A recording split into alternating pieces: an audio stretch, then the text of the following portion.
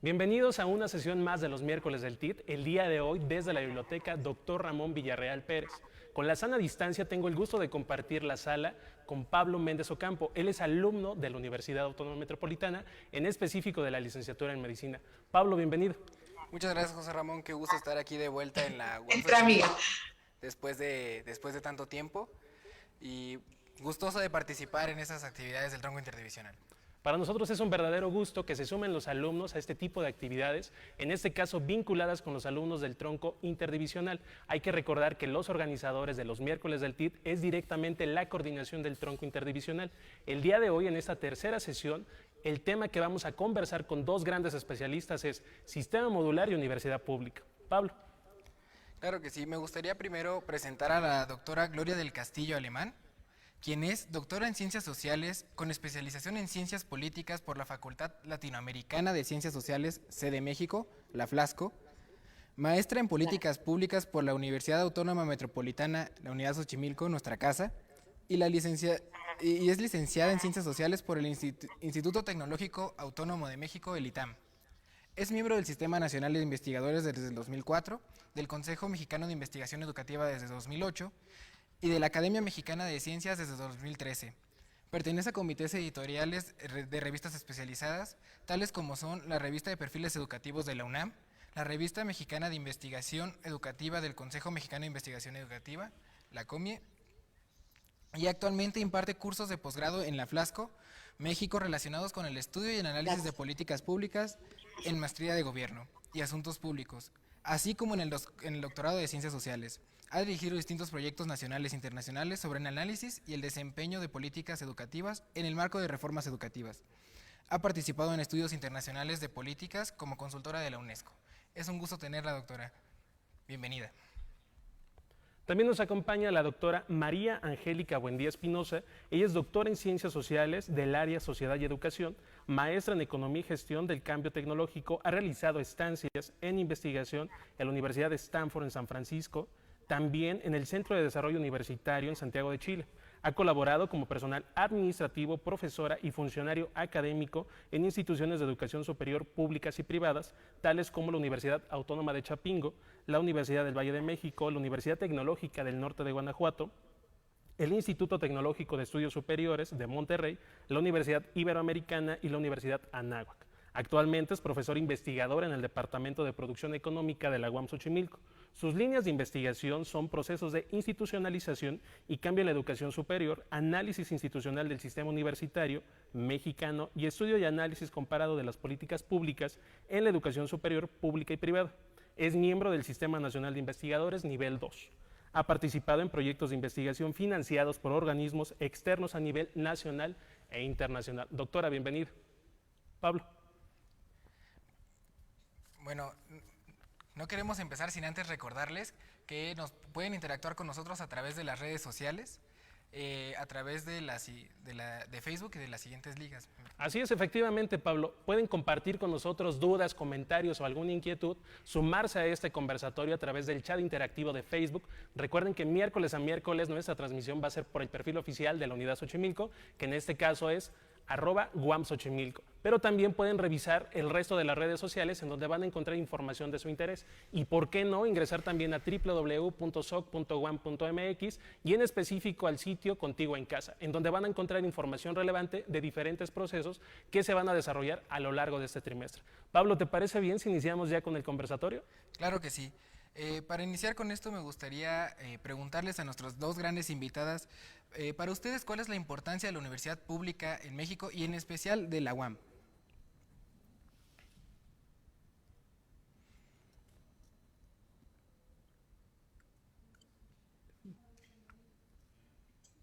Adelante, Gloria.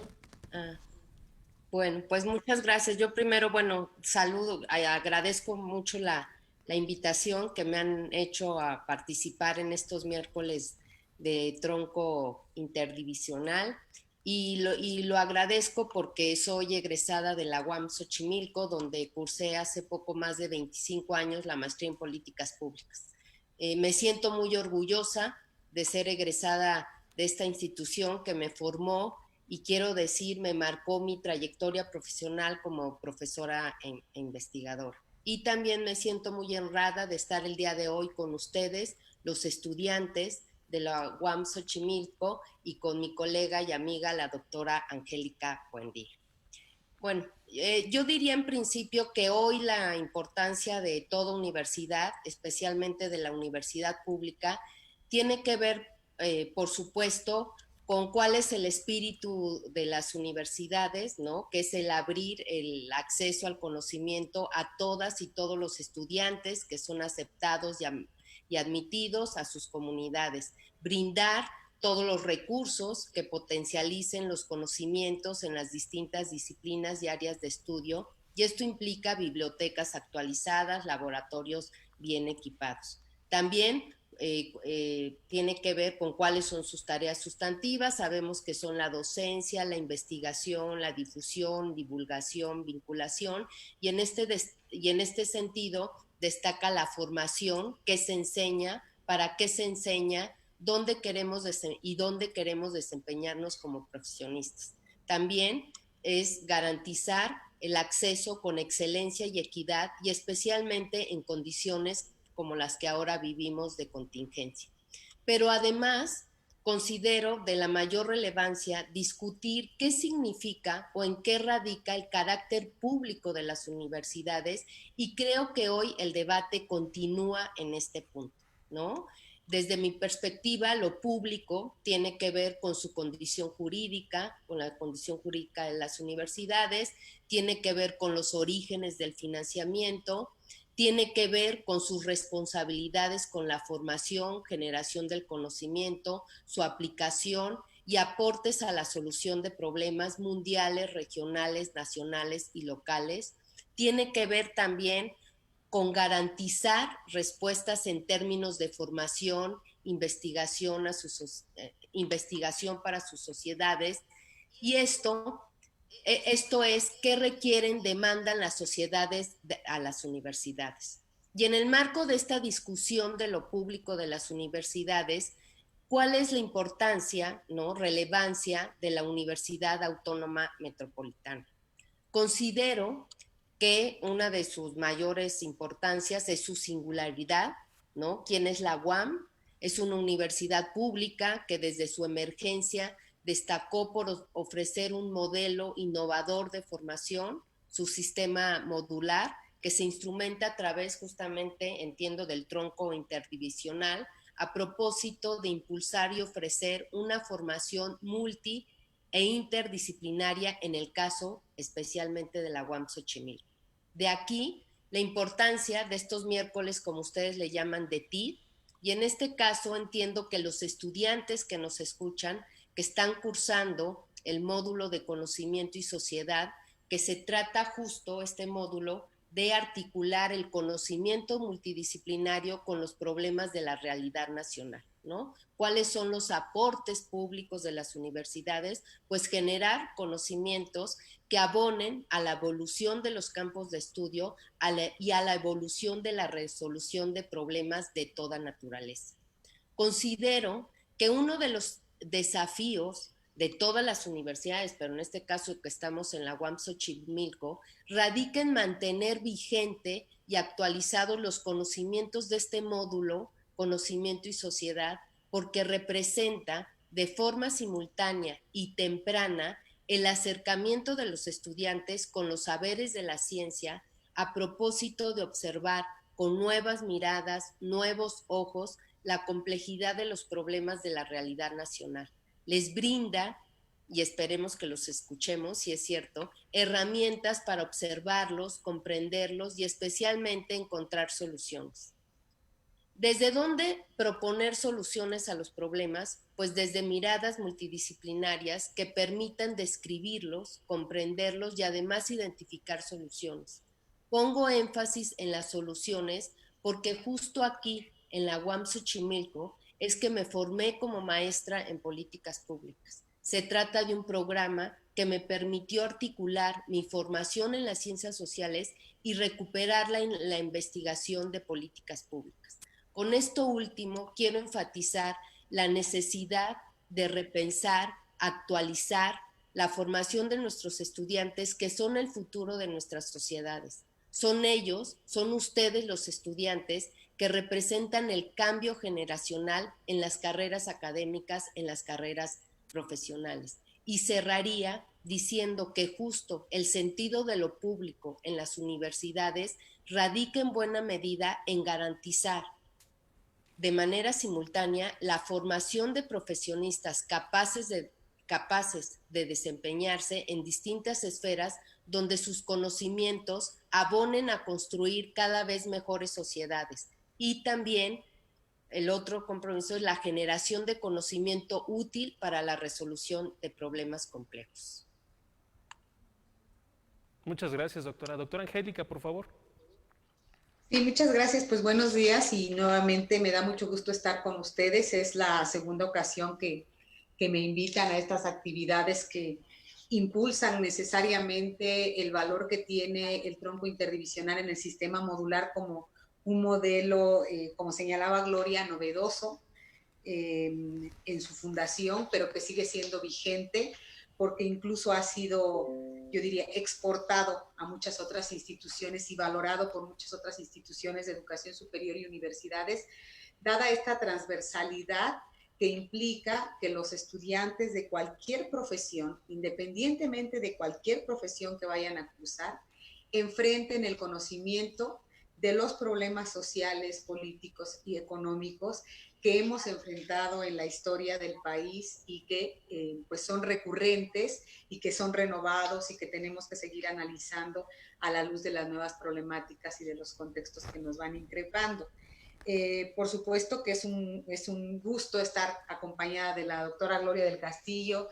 Somos pues muy buenas colegas, amigas, así que creo que es una charla que hemos discutido mucho en el café y que hoy nos toca compartir con nuestros estudiantes de la UAM Xochimilco.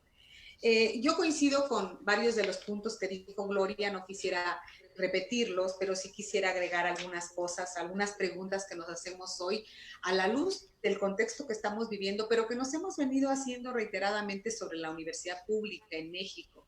Primero, reconocer que no hay una universidad pública en México. Hay una concepción de la universidad pública, pero hay muchas universidades públicas distintas. Nosotros podemos encontrar en el país por lo menos 40 universidades públicas autónomas en la lógica de una de las características que señalaba Gloria que le dan la identidad de pública, que es el tipo de financiamiento y esto que he dicho ahora y que voy a repetir, su autonomía. Eso es muy importante.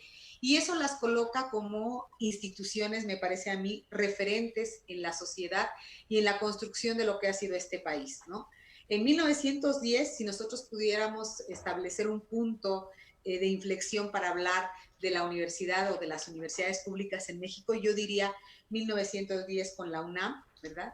Y posteriormente, algunos años después, la UNAM va a obtener su autonomía y va a surgir este modelo de universidad autónoma fundamental que tiene también mucha sincronía y congruencia con lo que ha sido la universidad pública latinoamericana. Seguramente ustedes han conversado ya en este módulo sobre el movimiento de Córdoba, que es justamente un movimiento emblemático que da a la universidad pública este estatus de autonomía y de búsqueda siempre de un pensamiento crítico, de reflexión, de identidad dentro de la región latinoamericana, pero particularmente de cada país. Y en México yo creo que la universidad o las universidades públicas establecidas en todas las entidades federativas del país, incluso en la propia Ciudad de México, con la Universidad Autónoma de la Ciudad de México, pues son un referente institucional en la construcción del país. Cada una en cada estado ha aportado conocimientos, ha aportado debates sobre los problemas, necesariamente sobre los conocimientos en específico de ciertas disciplinas, pero también sobre el debate político, económico que enfrenta el país. Así, si nosotros tuviésemos que hacernos una pregunta recurrente al hablar de las universidades públicas, tendría que ser una que yo recuerdo muy, muy profundamente, que es cómo pensar a la universidad pública en México hoy. Y ese hoy nos va a interpelar a cada uno de nosotros en nuestro momento histórico. ¿Cómo lo vivimos quienes, por ejemplo, como nosotros pudimos estudiar en la universidad pública? Yo soy egresada, orgullosamente egresada de la Universidad Autónoma Metropolitana, yo estudié en la UAM Iztapalapa, y a cada uno de nosotros, como hoy les va a pasar a ustedes, chicos, nos toca interpelar un tipo de universidad. Por eso esa pregunta de cómo pensar la universidad en México hoy nos cabe a todos, nos la podemos plantear todos.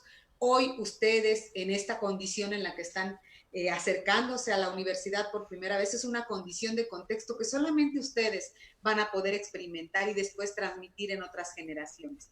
Son ustedes, lo ha dicho la doctora del Castillo, quienes van a ser los próximos, los futuros profesionales, los futuros académicos que le van a dar sentido a la universidad pública, y por eso es tan importante comprometernos con la formación y con el compromiso que exige la formación universitaria. ¿Y qué es la UAM en esta diversidad de instituciones de universidades públicas en México?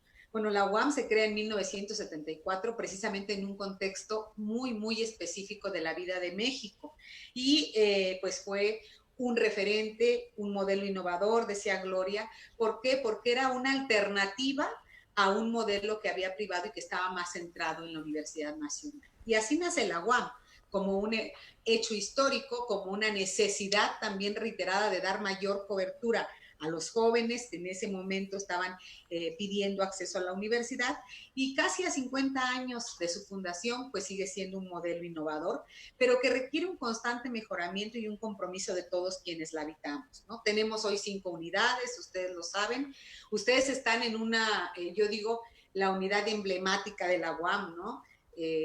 La unidad del sistema modular. Y ese sistema modular nos da tanta identidad hacia afuera, pero también representa un compromiso muy fuerte para nosotros, ¿verdad? Entonces, bueno, seguimos con hoy la Universidad Autónoma Metropolitana tiene el mismo compromiso que tuvo en el 74 cuando se fundó.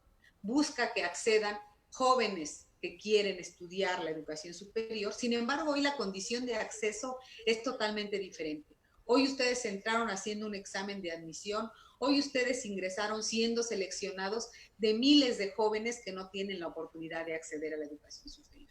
Hoy en México es un privilegio acceder a la educación superior, y más adelante seguramente hablaremos de los cambios que se han vivido en términos del acceso a la misma, pero por lo menos ustedes, jóvenes que ingresaron a la UAM, tienen un lugar en una institución que se ha preocupado por fortalecerse.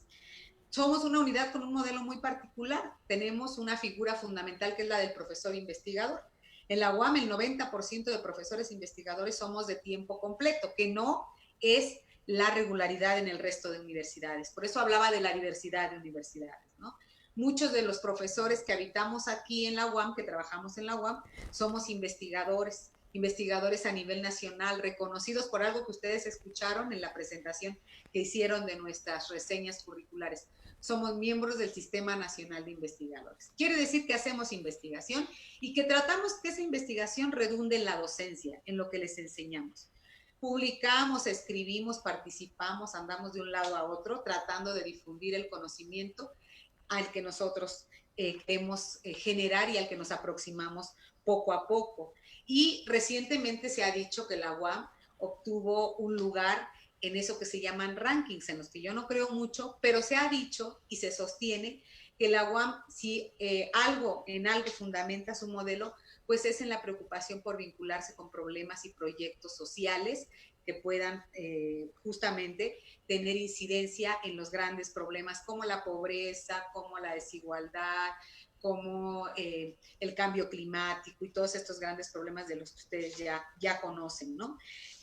Bueno, somos una universidad que busca también que ingresen, les decía, muchos jóvenes, los más que podemos atender, y en eso tiene que ver esta forma de ingreso a la universidad, que es que se considere lo que ustedes tienen como un promedio de bachillerato, y así ingresan a la universidad. ¿Y qué esperamos de ustedes? Reitero, pues esperamos el compromiso de los estudiantes, y también yo les haría una invitación pues muy encarecida, la exigencia de ustedes hacia nosotros como profesores. Los profesores de la Universidad Autónoma Metropolitana debemos comprometernos con su formación. Los profesores debemos estar siempre dispuestos a atenderlos, a resolverles sus dudas, a plantearles nuevos problemas, a compartir la investigación que hacemos con ustedes, y en ese sentido ustedes se vuelven el centro de atención de la universidad y son uno de los actores más importantes en la tarea de la universidad. Sean bienvenidos a la UAM y de verdad comprométanse y comprométanos a los profesores en esta que será la casa para ustedes, la casa siempre abierta al tiempo, siempre dispuesta a renovarse, a mejorar y a seguir siendo un proyecto educativo de calidad y vigente en el contexto de la educación superior mexicana. Gracias.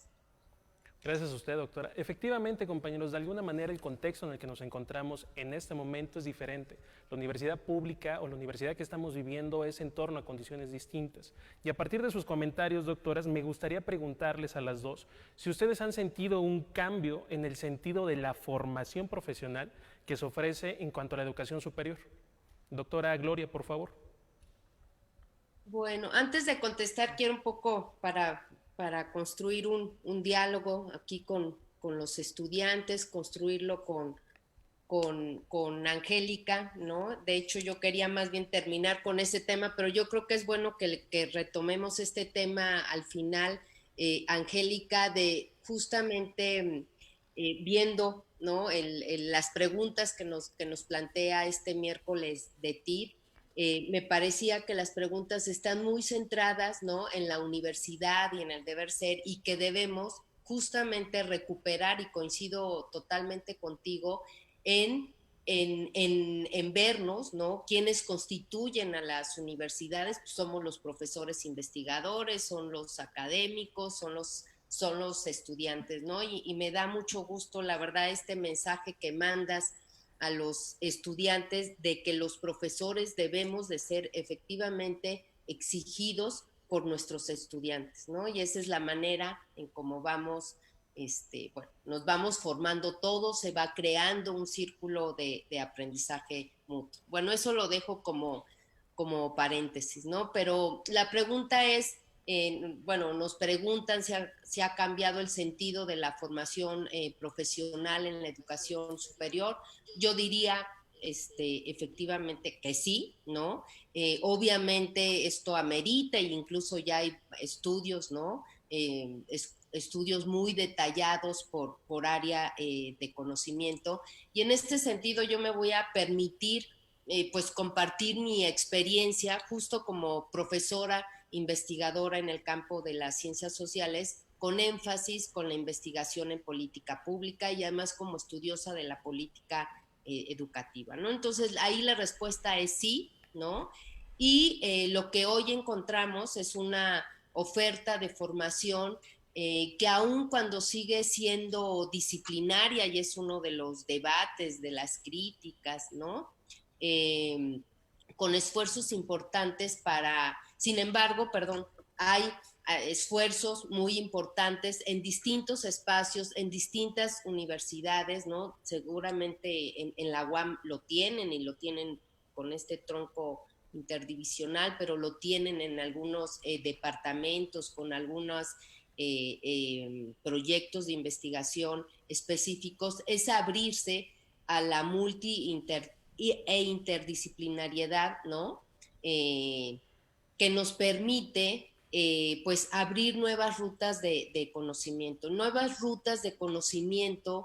científico, que también exigen nuevas rutas de conocimiento metodológico, ¿no? Con las cuales se busca cada vez más articular la teoría con la práctica, que entiendo que también es uno de los elementos muy importantes del tronco interdivisional y uno de los, digamos, singularidades del sistema modular de la UAM Xochimilco, ¿no? Entonces, la idea, ¿no?, de ir articulando de mejor manera, de manera más rigurosa, la teoría con la práctica, pues tiene el propósito de ir mejorando cada vez más la producción de información y conocimiento con evidencias que ponen a prueba las teorías de hoy y dan luces sobre nuevos planteamientos teóricos, ¿no? Hoy los desafíos para las universidades, para quienes decidimos hacer trayectorias académicas como las de los profesores y profesoras investigadoras de la UAM Xochimilco y de otras instituciones, es repensar, innovar los espacios de formación a propósito de superar la fragmentación de los saberes. Esto de la fragmentación de los saberes no es nuevo, no es una discusión también que yo creo, no sé si coincidas conmigo, Angélica, sigue vigente, ¿no?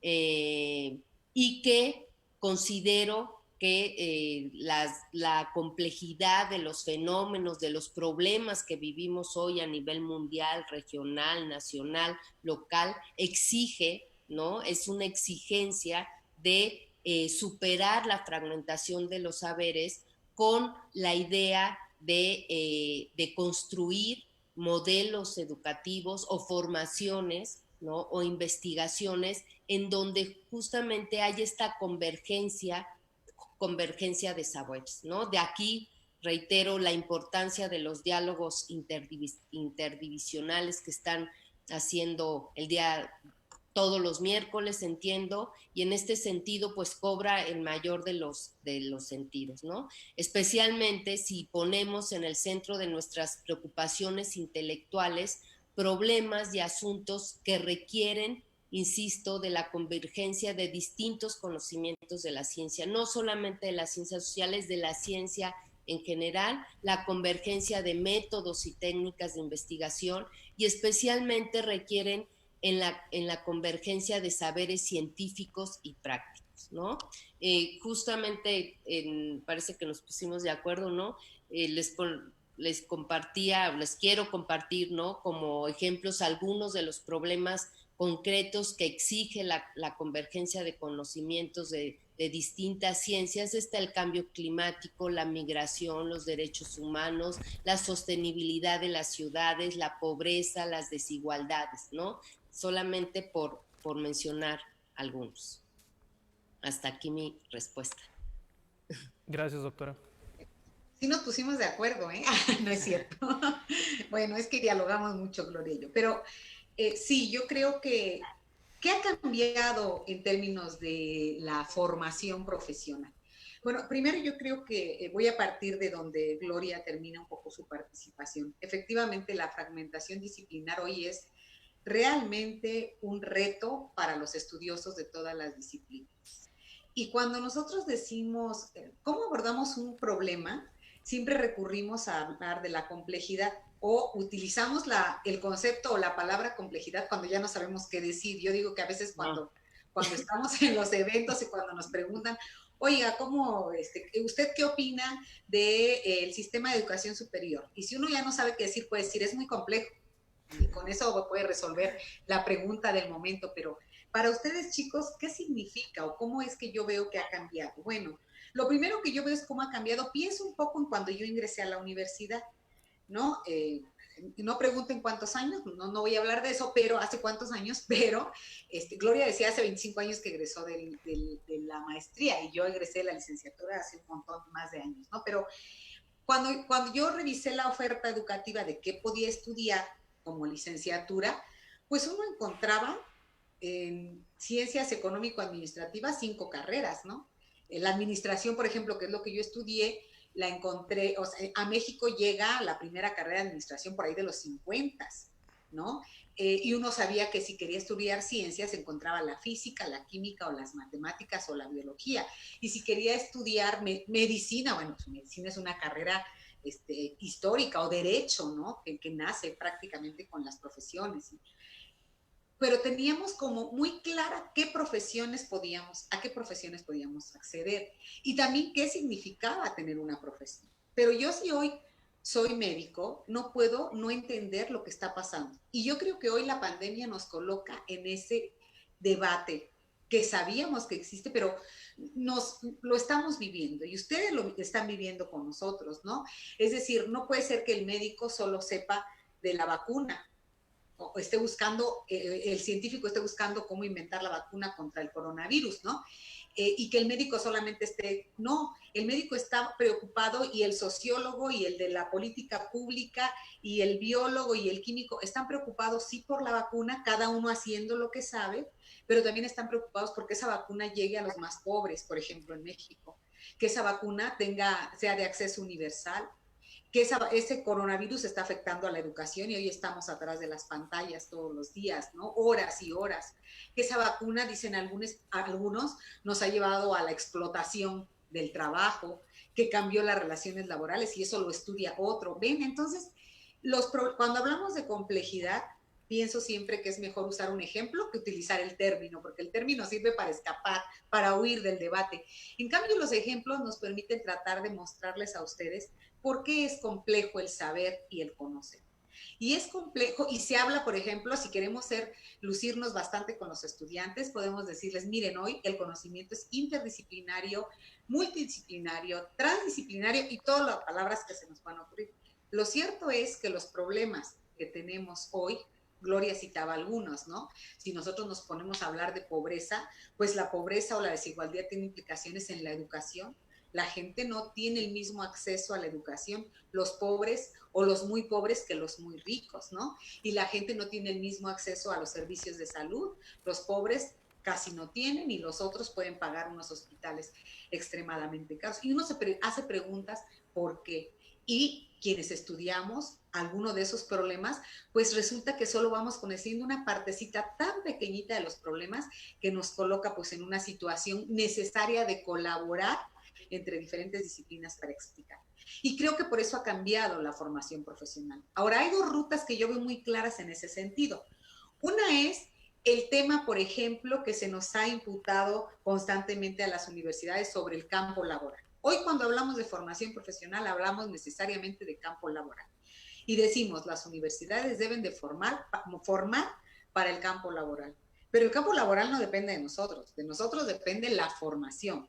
Que haya trabajo no depende de la universidad solamente. La universidad es un actor importante porque yo decía, la universidad es un actor que ha construido o ha apoyado en la construcción de este México en el que vivimos y de este mundo en el que vivimos, ¿no? Pero cuando hablamos ya específicamente de la formación profesional, pues ustedes están acá, chicos, entraron a la universidad porque quieren aprender, pero también porque quieren ocupar seguramente un puesto laboral y encontrar una mejor vida para ustedes y sus familias. Entonces la universidad tiene el doble compromiso ya. Antes no se pensaba en el mercado laboral y hay un discurso, toda una corriente analítica ahí que nosotros hemos visto sobre la universidad tiene que solamente ser un espacio de formación, de reflexión, de crítica, pero también tenemos el compromiso de la formación de habilidades y conocimientos que a ustedes les sirvan para desempeñarse. Por ejemplo, un médico puede discutir muy bien un problema médico y hacer una receta y atender a un paciente, ¿no? Pero también puede tener una perspectiva crítica. Entonces, por esas dos rutas me parece a mí que ha tenido que ir avanzando y buscando sus convergencias la formación, tanto por el lado de la fragmentación disciplinar y de la necesaria colaboración entre las disciplinas para abordar los grandes problemas que enfrentamos, como por esta vía también de formación de habilidades profesionales necesarias para un buen desempeño de los futuros profesionistas, pero también que esos profesionistas, y creo que es lo que busca el sistema modular y la UAM en general, es ese sentido crítico, esa, diría yo, sensibilidad a los problemas sociales. No podemos voltearnos y salir y no ver que los tenemos ahí saliendo a veces de nuestra casa los grandes problemas, incluso dentro de la misma, y no puede ser que permanezcamos ciegos, ¿no?, a esa problemática. Entonces, la formación requiere de ambas cosas, requiere de habilidades y conocimientos para una disciplina o para, ahora hay carreras sumamente sofisticadas, ¿no?, biotecnología o nanomatematicología, unas cosas así rarísimas que en las que participan más de una disciplina, pero también requiere mantener abiertos nuestros ojos a los grandes problemas que tenemos. Gracias. Perfecto, muchísimas gracias, doctora. Me gustaría continuar haciéndoles una pregunta ya, conociendo su punto de vista acerca de la fragmentación y de la convergencia que se necesita de los conocimientos que nosotros tenemos que emplear para resolver las problemáticas. ¿Qué significa el contexto actual por el que estamos pasando para la universidad pública? Entiéndase por ella nuestros alumnos y nuestros académicos. ¿Qué significa para ellos este contexto actual que estamos viviendo? Bueno, yo antes de contestar, qué bueno, Angélica, que dices esto de la complejidad y la multi, la inter. Sí, tienes razón. Hay que explicitarlo, ¿no? Hay que explicarlo y creo que la mejor manera de hacerlo y sobre todo que es un diálogo con los estudiantes que están en este módulo, hay que ponerlo o darle vida con algún ejemplo. Y me parece que en ese sentido has dado muy buenos ejemplos. Yo cuando pensaba en la complejidad de los problemas, justamente pensaba en esto, ¿no? Que los problemas tienen muchas dimensiones, ¿no?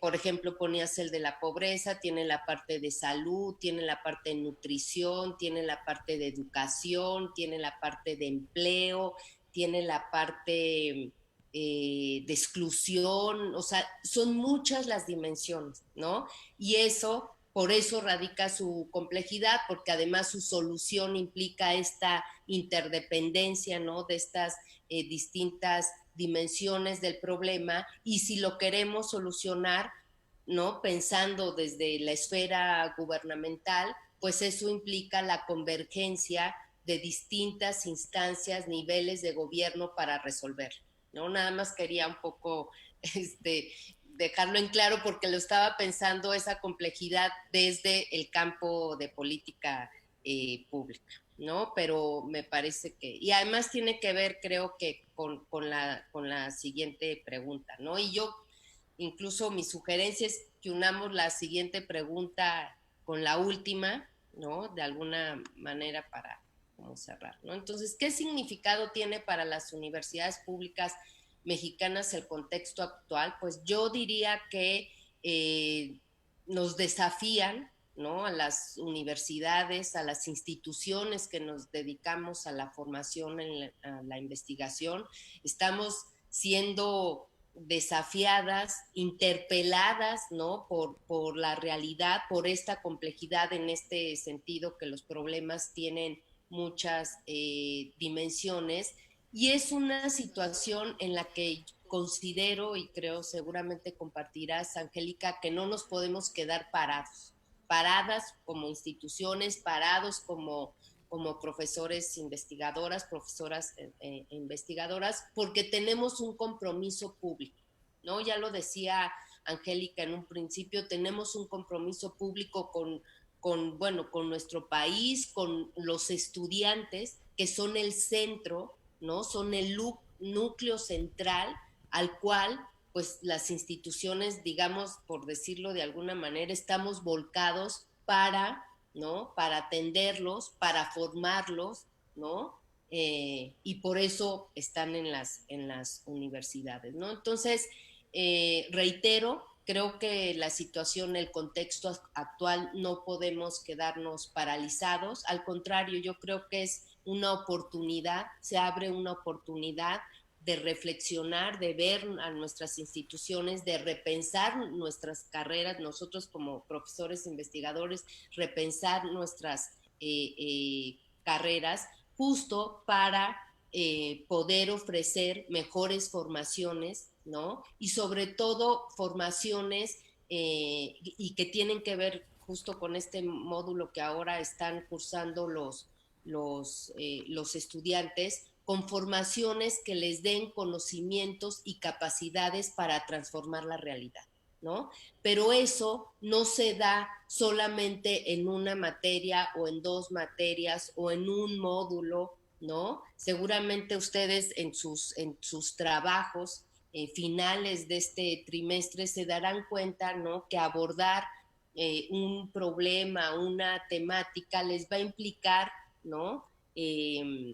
Buscar distintos tipos de conocimiento y que no necesariamente en las universidades o en las instituciones de educación superior fuimos formados para eso. No toda formación, digamos, disciplinaria, por eso aludo a la multidisciplinariedad, ¿no? En el sentido de que en una misma carrera, en una misma licenciatura, carrera, posgrado, converjan, ¿no? Distintas disciplinas a propósito de iluminar de mejor manera cómo abordar esa complejidad de los problemas de la que hablábamos un poco antes, ¿no? Entonces, en ese sentido, yo quiero que me permitan compartirles muy brevemente qué es lo que estamos haciendo en la Facultad Latinoamericana de Ciencias Sociales,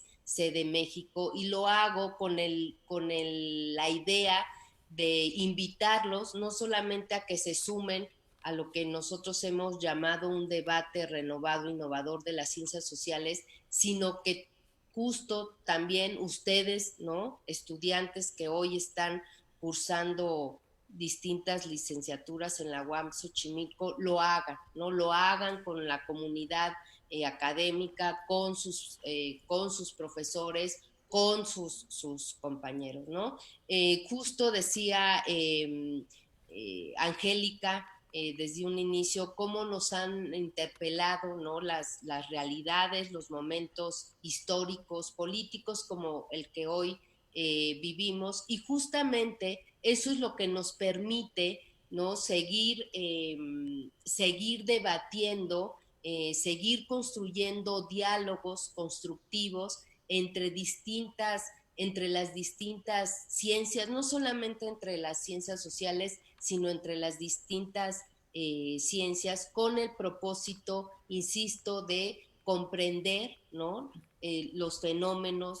Igual los fenómenos son los mismos que ayer, pero son producidos o causados o multicausados por otros factores que tenemos que estudiarlos de otra manera, ¿no? En este sentido es que me permito compartirles este debate que estamos construyendo en la Flaxo, y lo hemos hecho justo a propósito, además de construirlo con nuestros estudiantes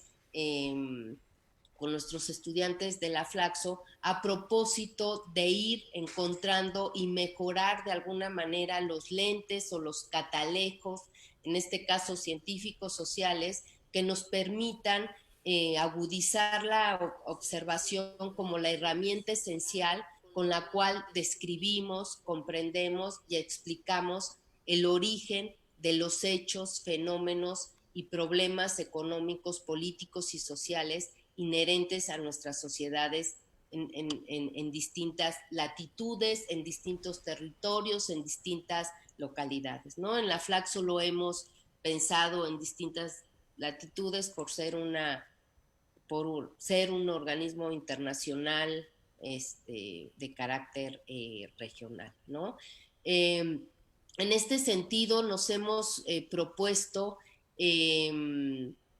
construir, insisto, este debate, un debate renovado, innovador. Le hemos llamado un debate renovado con la idea de hacer un corte de caja, ¿no? De las teorías que actualmente están vigentes a la luz de los retos de conocimiento que nos impone una realidad crecientemente compleja, ¿no? En los términos que decíamos hace rato, ¿no? También renovado porque nos permite pensar en la revisión de viejas teorías, refiriéndolas a los fenómenos y problemas actuales. Y también nos permite pensar, y seguramente ustedes, ahora que están ingresando a la UAM Xochimilco, se van a encontrar con conocimientos que tienen que ver con teorías emergentes desde una perspectiva de la complejidad, ¿no? Donde se involucren enfoques multidisciplinarios e interdisciplinarios, ¿no? Y le hemos llamado un debate innovador porque lo que buscamos es construir e impulsar nuevas aplicaciones del conocimiento para la comprensión, explicación y solución de problemas públicos. de tal manera que nos permita que esta articulación entre las teorías y las construcciones metodológicas y técnicas nos permitan avanzar avanzar en el conocimiento y sobre todo nos permita avanzar en iluminar cómo resolver de mejor manera los problemas públicos. Ya en este sentido, yo ahí les quiero compartir, y eso más bien es una experiencia más personal, que en mi formación, y por eso hacía alusión que estudié la maestría en políticas públicas en la UAM Xochimilco, es que justamente la visión, ¿no? Bueno, ustedes van iniciando carreras, pero después pueden seguir otros posgrados y esperemos también poderlos recibirlos en la Flaxo en México, pero me parece y me atrevo a sugerirles, ¿no?, que se acerquen a esta formación de política pública, pero se acerquen a esa formación de política pública desde un enfoque integral y ampliado. Y con eso los quiero invitar, ¿no?, a que pues se acerquen a ese campo multidisciplinario, pero ojo, que no todos los enfoques de política pública son iguales, ¿no? No es un enfoque, no los invito a un enfoque de política pública técnico, económico, sino justamente como un campo multidisciplinario. Y gracias. A usted, doctora.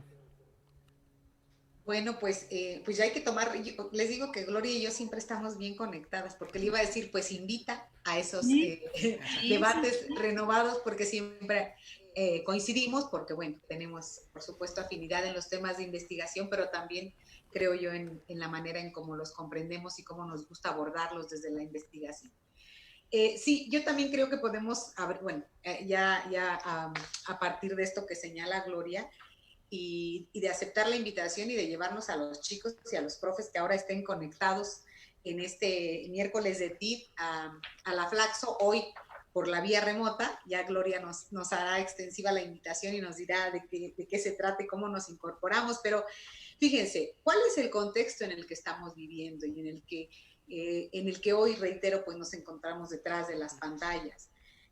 Por supuesto que estamos viviendo una crisis que se agudiza, veníamos viviendo una crisis. Yo no me atrevo casi nunca a dar un concepto de crisis, pero cuando ustedes jóvenes y nosotros la escuchamos, suena muy fuerte, ¿no? Crisis es un momento, como cuando decimos estoy en una crisis existencial, es que nos sentimos de la patada, ¿no? Entonces, crisis implica una ruptura, un punto de inflexión, una cosa que, digamos, nos descoloca y nos desajusta en todos sentidos. Y yo creo que sí estamos viviendo una crisis, todos lo sabemos, que se vino a agudizar con el tema del virus SARS-CoV-2 y que ha tenido pues un enorme impacto primero en la salud de las personas.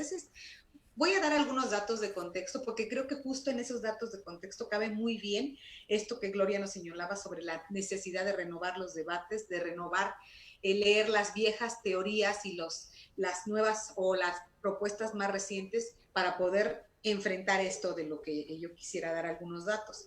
Más de 700,000 personas han enfermado en México de COVID. Bueno, hasta ayer el dato, si siguen al doctor López-Gatell, pues uno puede ahí tenerlas, o a las noticias uno puede tener los datos oficiales, pero tenemos más de 75,000 personas fallecidas. Las consecuencias negativas en las condiciones de vida y el bienestar de la población, según se reportaba a nivel nacional, 8.3% de desocupación, 30.5% de hogares que redujeron sus ingresos del 50% o más, 73% aproximadamente de inseguridad alimentaria, 30 hogares con inseguridad alimentaria, 31% más o menos de personas adultas con síntomas severos de ansiedad, esto del encierro. Personas adultas, o sea, hasta nosotros ya estamos como ansiosos por querer escapar del encierro, ¿no? 23% de personas adultas con síntomas de depresión. Y luego, este es el contexto más general, pero ¿cuáles han sido las afectaciones? Bueno, pues las afectaciones más fuertes han venido a tocar justamente a aquellas personas que han vivido una desigualdad estructural en sus vidas, ¿no? Y eso quiere decir que ha tocado más a los grupos vulnerables. Por ejemplo, un estudio que se hizo en un centro de investigación de la UNAM dice que 71% de las personas que murieron por COVID-19 apenas tenían la primaria. 40% de esas personas que murieron no tenían un trabajo remunerado, se dedicaban al hogar o eran jubilados o no estaban ocupadas en ese momento. Pues los que han sufrido más las pérdidas, ¿verdad? Se han quedado sin empleo, sin alimentos, sin recursos y por eso pues con ansiedad y depresión. Vivimos o estamos también, hay que decirlo, en una atmósfera político-social que todos los días estamos nosotros viendo entre posturas que han existido también históricamente en el país, políticas distintas. Algunos hablan de una tensión política o polarización muy fuerte, otros dicen, bueno, pues no es tanto, pero siempre hemos tenido una diversidad de posturas, ¿verdad? Hay una encuesta que se hizo que dice que el 72% de la gente no cree ya en el ambiente político social que hoy vivimos o duda de lo que está pasando al respecto, ¿no? Entonces, ¿qué es lo que nos queda en este debate del que Gloria hablaba y al que creo que nos tenemos que sumar? Y probablemente creo que en la UAM lo estamos dando, pero tal vez nos falta todavía abrirlo un poco más para discutir y criticar muy, muy constructivamente y evaluar qué está pasando y cómo se ha profundizado la desigualdad, la pobreza, el deterioro ambiental, el tema, decía Gloria, de la migración, la calidad de vida de las personas y tal vez discutir sobre si es posible hablar de una justicia o de una sociedad más justa y más equitativa, ¿no? Y en ese sentido, ¿cómo nos agarró la pandemia al agua con este contexto? Bueno, pues nos agarró también chicos, estudiantes, jóvenes, profesores, colegas que están siguiéndonos hoy y pues nos agarró discutiendo qué hacemos. Nosotros estábamos terminando un día, recuerdo muy bien, 20 de marzo y para el día 22, 21 y 23 de marzo, ahí nos dijeron hasta acá llegamos, señores, vámonos para la casa porque la cosa se va a poner complicada. Francamente algunos dijimos, bueno, unas semanas puede que saque el artículo pendiente, que prepare mi curso que me toca iniciar en 2 semanas, pero no, tenemos meses en esto y la UAM tuvo que discutir qué hacemos, seguimos o no seguimos, cómo podemos avanzar, tuvimos que recorrer el trimestre y tuvimos que discutir muchísimo sobre cómo podíamos entrar.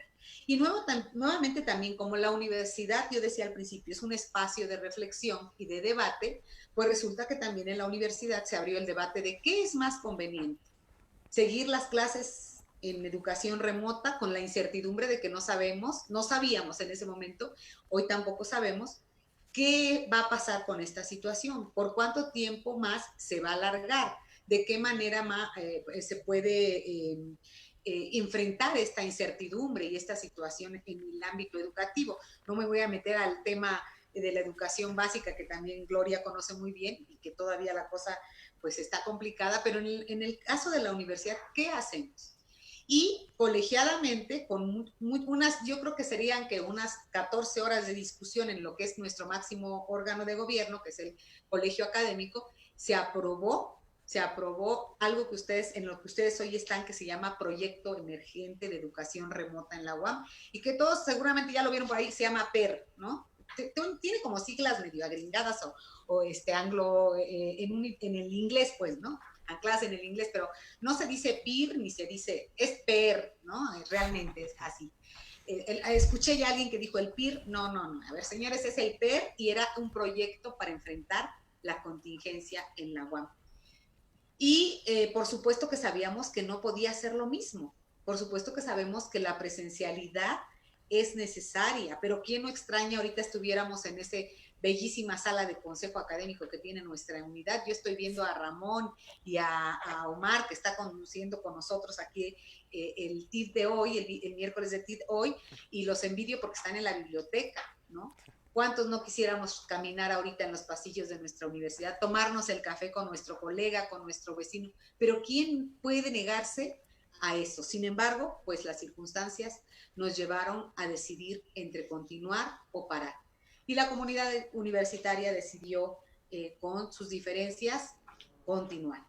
Y bueno, pues así nació, así estamos hoy. ¿Qué ha pasado? Todos creo que hemos hecho un gran esfuerzo, creo que en general hemos hecho un gran esfuerzo por enfrentar el tema de la pandemia. Por supuesto que nos ha llevado la docencia una inversión de recursos muy fuerte. ¿Por qué? Porque el primer problema que tenemos es que los profesores no sabíamos utilizar las tecnologías, no solamente prender y apagar el aparato, no teníamos estrategias para la docencia remota, ¿no? Y entonces queríamos trasladar, como si me hubiera yo salido del M201 y ahora me metiera al Zoom 980, ¿verdad? Entonces, como si fuera lo mismo, y no es lo mismo, nos dimos cuenta que no era lo mismo. Y muchos nos comprometimos y dijimos, bueno, ahora le voy a dar al Classroom, al Listroom y a todo lo que sea Room, para ver si puedo resolver algo y me puedo comunicar con mis estudiantes, ¿no?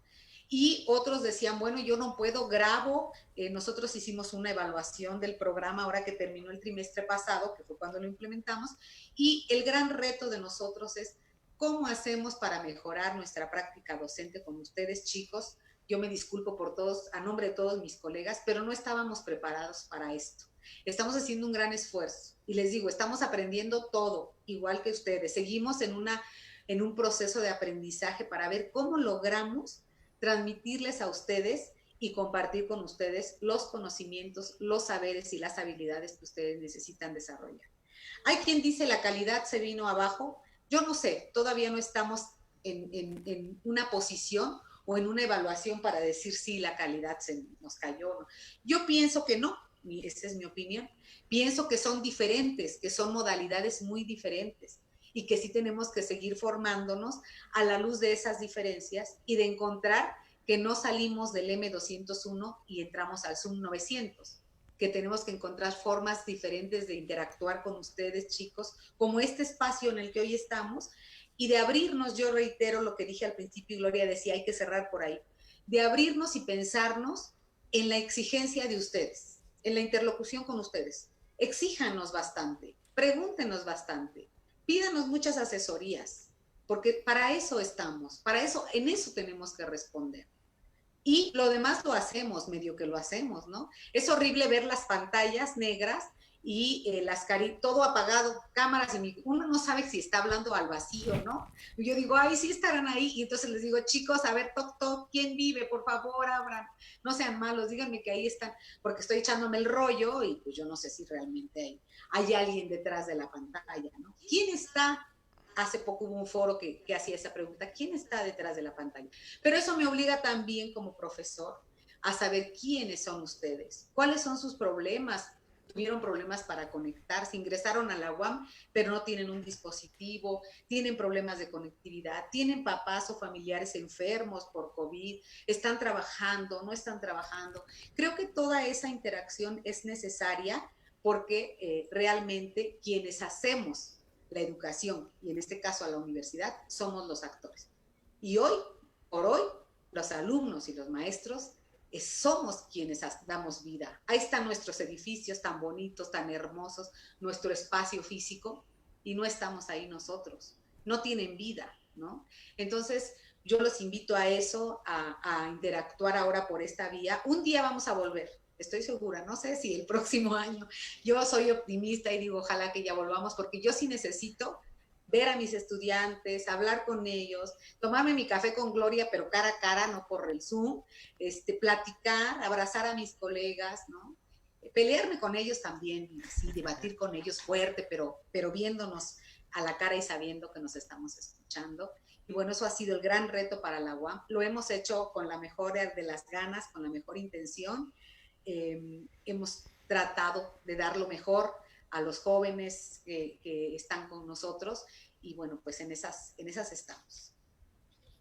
Perfecto, muchísimas gracias, doctoras. Como lo comentamos en un inicio de esta actividad, lo importante es conversar con los alumnos, y ya algunos de ellos empezaron a hacer preguntas dirigidas para ustedes. En el caso específico para usted, doctora Gloria, Melissa Hurtado nos pregunta que si la actual política pública en materia de educación está a la altura de las necesidades de la sociedad. A ver, yo diría que eh, yo creo que hay que pensar, justo les decía, yo lo pensaría desde un marco amplio de política pública y hay que ver a las políticas en su contexto, ¿no? Así como el saber situado, ¿no? Hay que ver a las políticas en su contexto. A mí me parece que es eh, no hay respuestas, digamos, contundentes, ¿no? De que sí está a la altura, no está a la altura. Lo que yo sí tengo claro es que a partir de un cambio de gobierno, un cambio político que represente en términos de política pública un cambio no incremental, ¿no? Eso ha desafiado de manera muy importante a las políticas. Y entiendo que estamos en ese momento, en una nueva construcción, en una nueva reflexión y en una nueva construcción de políticas de educación superior. Yo invito, ¿no? A la persona, no escuché bien el nombre, Liz o Elis o Melissa. Elisa, perdón. Yo invitaría, ¿no? A Elisa que revisara pues el gran cambio que existe. Simplemente con revisar el artículo tercero constitucional, ¿no? Comparar el artículo tercero constitucional que quedó hasta, no sé, Angélica, tú me dirás, hasta no sé cuándo se aprobó, estatal en el 18, revisar el nuevo artículo tercero constitucional, revisar hoy el proyecto, ¿no? De una nueva ley general de educación superior, nos daremos cuenta ahí, ¿no? La intención de construir nuevas políticas, una nueva política de educación superior que implica varias cosas, ¿no? Entre ellas la gratuidad, la no exclusión, la inclusión, la universalización de los servicios, ¿no? Y lo ha dicho el mismo subsecretario, esto no va a pasar de la noche a la mañana, muchas cosas son graduales, porque ahora sí volvamos, ¿no? Al tema de la complejidad de los problemas, ¿no? La complejidad, el tamaño del sistema educativo mexicano, el tamaño de la población de jóvenes en edad de ingresar, ¿no? Tú tendrás mejor los datos, seguramente, Angélica, de ingresar a la educación superior. Es un número muy importante, ¿no? Entonces, no nada más se trata, ¿no?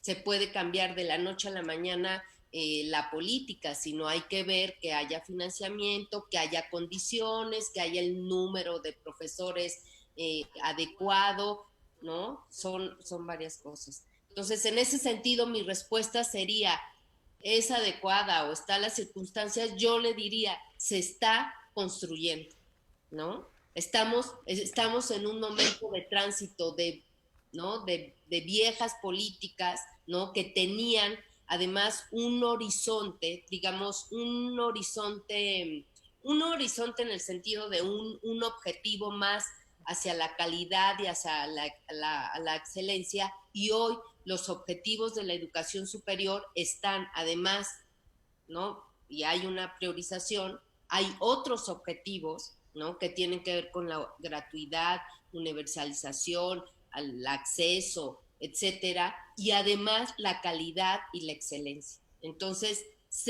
digamos que se le incrementaron o se regularizaron o se establecieron, ¿no? Normativamente mayores desafíos a la educación superior que, entiendo, se están construyendo esas políticas, ¿no? No sé si le contesto a Elisa. Gracias, doctora. Gracias. Bueno, me gustaría hacer una pregunta personalmente, como miembro de la comunidad académica, pues tener este contacto, este golpe de realidad puede brindar a veces un panorama bastante, bueno, del contexto actual bastante turbio, ¿no? Bastante difícil de ver y de pensar, por no decir feo, atreviéndome a emitir un juicio. Y me gustaría preguntarles personalmente, ustedes como dos grandes exponentes de lo que es una carrera de estudios y de lucha por algún cambio en la educación, ¿qué es lo que le pueden decir a la comunidad académica que se enfrenta a estos retos, a este panorama adverso y difícil del contexto actual? ¿Empiezo? Sí. Bueno, no sé si me atreva a decirles algo porque a mis colegas de Xochimilco y a la UAM, yo digo que efectivamente tenemos que pasar, Gloria habló de algo que es fundamental, el cambio es gradual o puede ser radical. Creo que la pandemia nos enfrentó a un cambio radical y desde una mirada quizá optimista y bastante utópica, yo digo que han pasado cosas en la UAM en 3 o 4 o 5 meses que no hubiesen pasado en años, ¿no? De verdad. No sé, y creo que no es solo en la UAM. Me atrevería a decir que en muchas instituciones de educación superior, en universidades, han pasado cosas que no hubiesen pasado sin esta circunstancia, ¿no? Entonces, eso es una mirada optimista, cómo enfrentamos. Y ya creo que no se agotó el debate sobre, yo decía, sobre las medidas que se tomaron en la universidad. Ahí seguimos y eso es lo rico de la UAM, que tenemos posturas distintas y que podemos dialogar y construir y argumentar. Pero creo que tenemos que avanzar también en el debate en torno a el contexto es difícil. Yo di datos sobre el contexto, pero claro que es difícil. Claro que está complicado todo, pero tenemos que avanzar a lo que Gloria ha propuesto o lo que está proponiendo la Flaxo y lo que estamos haciendo en la lógica de nuestra tarea como profesores investigadores, ¿no? Yo escucho, por ejemplo, a quienes, no sé, pensaba, cuando revisaba la evaluación de esto, que fue el proyecto de educación remota el trimestre pasado, porque me tocó participar en una comisión, revisaba los efectos que tiene esto en la realización de la investigación. Algunos comentarios y preguntas decían, bueno, por ejemplo, los médicos no pueden hacer, no, los estudiantes tuvieron, o los que hacen investigación en laboratorios no la podían hacer. Nosotros también, tal vez que trabajamos mucho con un tipo de investigación de ir a hacer entrevistas, visitas, etcétera, observaciones, pues tampoco la podemos hacer. ¿Qué les pedíamos a los estudiantes, no? En el caso de la carrera en la que yo imparto, que visitan organizaciones o empresas, pues no podían hacer. Y pienso que nos puso creativos la pandemia, ¿no? Con las limitaciones que ha significado para la investigación. Creo que nos puso creativos. Pero por otro lado, yo reitero, nos puso creativos para la docencia. Y yo, otra vez, sumándome a mi propia postura y a todos los días me levanto, hay que ser optimista, ¿no? La cosa está difícil, pero hay que pensar cómo salir. Digo, quizá nos hacía falta regresar a la docencia, porque estábamos muy centrados, y lo hemos discutido, Gloria lo sabe, en mesas de expertos, si cómo está estructurada esta política de calidad de la que hablaba Gloria, que conocemos de 30 años para acá, más centrada en el investigador que en el profesor. Los estímulos están colocados en el investigador y en sus actividades de investigación que en la docencia. Y yo digo, cuando tú me preguntas qué le diría a los colegas, pues yo digo, veamos esta oportunidad de mirar a la docencia, de mirarla como una función muy importante dentro de la universidad. En la UAM, el 93% de estudiantes que tenemos son de licenciatura y el 7% son de posgrado. ¿Son importantes los dos niveles? Sí lo son, pero creo yo que tenemos un compromiso muy fuerte con la docencia, con la formación profesional. Entonces yo digo, ha sido muy complicado, tenemos que seguir formándonos en el manejo, no de la herramienta como tal, no en el manejo técnico, también ahí nos hace falta, ¿no? Si en el salón de pronto se apagaba el cañón y le decías al alumno, ay, ya se apagó, quién sabe qué le pasó, joven, préndalo por favor, ¿no? O sea, eso nos pasa en el salón. O se apagó mi computadora y ya no supo qué hizo. A ver, chicos, aquí háganle ustedes algo, a ver si logramos que prenda de nuevo mágicamente, ¿no? Claro, técnicamente nos tenemos que formar, pero creo que es una oportunidad de oro para repensar nuestra formación pedagógica como profesores. No es llegar y tirarme el rollo. Ya lo vimos, porque en el salón puedo llegar y me lo echo y ahí no puede ser muy fluido y me puede salir muy bien. No, es cómo yo logro que hoy, por ejemplo, no lo sé, le esté transmitiendo algo a los jóvenes que están escuchándonos, que estén aprendiendo algo, que los esté haciendo reflexionar en algo.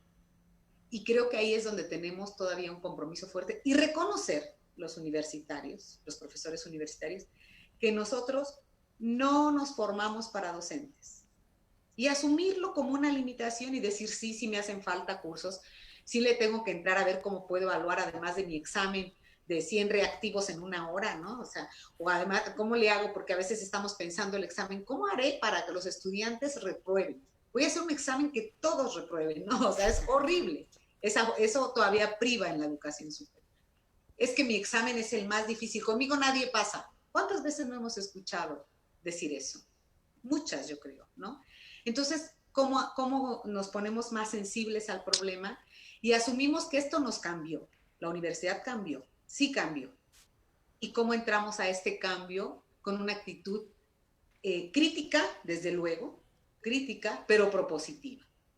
A mí los discursos sobre no se puede, no se puede, no se puede, lo que estás haciendo, no, no, no, no, yo los cambio por, mira, lo que dices no, pero aquí te traigo esto, ¿no? Aquí está otra propuesta y la discutimos. Entonces, eso sería. Y para los jóvenes, si yo les dijera algo, hace rato lo comentaba, ¿no? Diría, es una oportunidad, Gloria hablaba del cambio que hubo al artículo 3 constitucional que se aprobó el año pasado, en mayo, el 15 de mayo, una fecha emblemática para la educación, el Día del Maestro, se aprueba y la educación superior es obligatoria y gratuita. Y hoy estamos por aprobar una ley general, bueno, el Senado, no nos toca a nosotras, pues, quién sabe qué haríamos, ¿verdad? Pero hemos participado de alguna manera en criticar, en argumentar, en proponer para la ley. Y hoy estamos allí en donde en la ley lo que priva es la perspectiva de derecho humano, la educación como un derecho humano, la equidad, que jóvenes que no tienen posibilidades de acceso a la educación puedan entrar. Pero que la equidad signifique que yo pueda decidir como joven, como ustedes que hoy están acá, si entro a la UAM o si entro a la UNAM, o no me queda de otra más que entrar a otro lado. ¿Por qué? Porque mi condición socioeconómica de origen me condena a no poder entrar a ninguna institución. Y yo metería una discusión que luego nos echaremos con Gloria y con otra colega querida, Marisol Silva, sobre el mérito, ¿no? ¿Quién? Hoy parece que están aquí los que hicieron méritos, pero ¿quién decide dónde nace?